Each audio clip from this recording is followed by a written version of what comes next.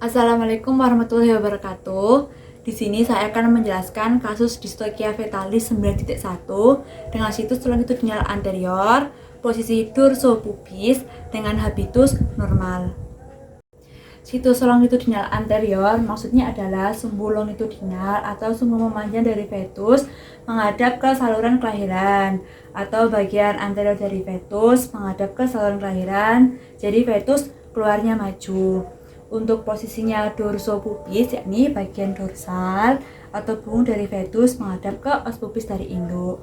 Jadi fetus posisinya telentang.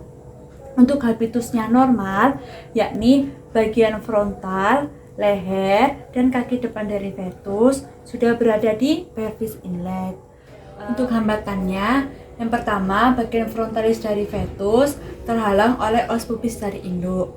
Bisa juga bagian skapula dari fetus terhalang oleh os ilium dari induk. Lalu bisa juga pada sapi perah, bagian lumbal dari fetus terhalang oleh os pubis dari induk. Lalu apabila fetus ditarik keluar, bagian kaki belakang dari fetus terhalang oleh os sakrum dari induk.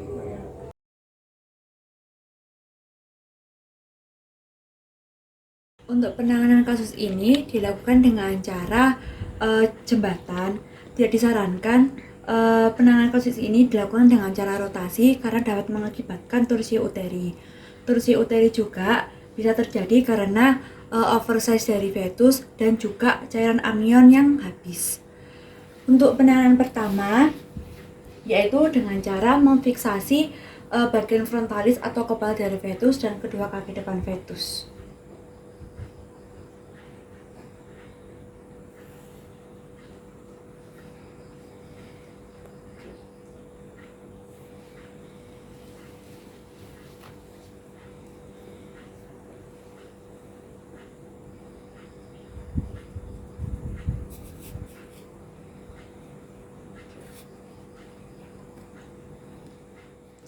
Selanjutnya, kita akan meretropulsi bagian terhambat, yaitu bagian frontalis dari fetus atau kepala dari fetus.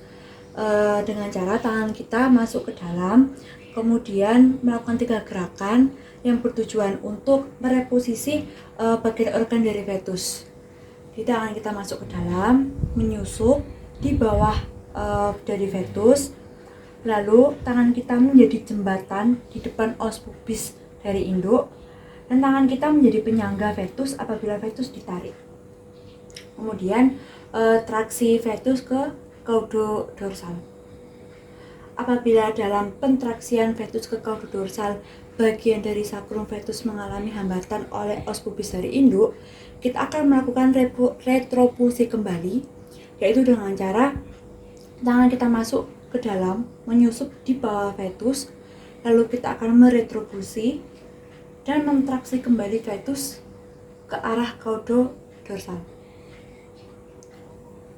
Pada kasus ini, fetus ditarik atau ditraksi ke caudodorsal karena apabila fetus ditarik ke caudoventral seperti ini, maka bagian ekstremitas caudalis atau kaki belakang dari fetus akan terhambat oleh os sakrum dari induk. Setelah kita mentraksi ke caudodorsal fetus, apabila kaki belakang atau ekstremitas caudalis masih terhambat oleh os sakrum dari induk, maka kita akan membantu fetus keluar dengan cara tangan kita masuk, menekan bagian yang terhalang yaitu kaki belakang, sambil terus ditarik atau ditraksi ke caudodorsal hingga fetus keluar dari tubuh induk. Untuk diagnosa hidup dan mati dari fetus dapat dilakukan di awal dan juga setelah fetus keluar dari tubuh induk. Diagnosa hidup dan mati dapat dilihat dari refleks palpebrae atau refleks bola mata, refleks menghisap, refleks dari pedal, dan juga refleks dari detak jantung. Sekian peragaan kasus distokia 9.1 yang dapat saya sampaikan. Kurang lebihnya mohon maaf. Wassalamualaikum warahmatullahi wabarakatuh.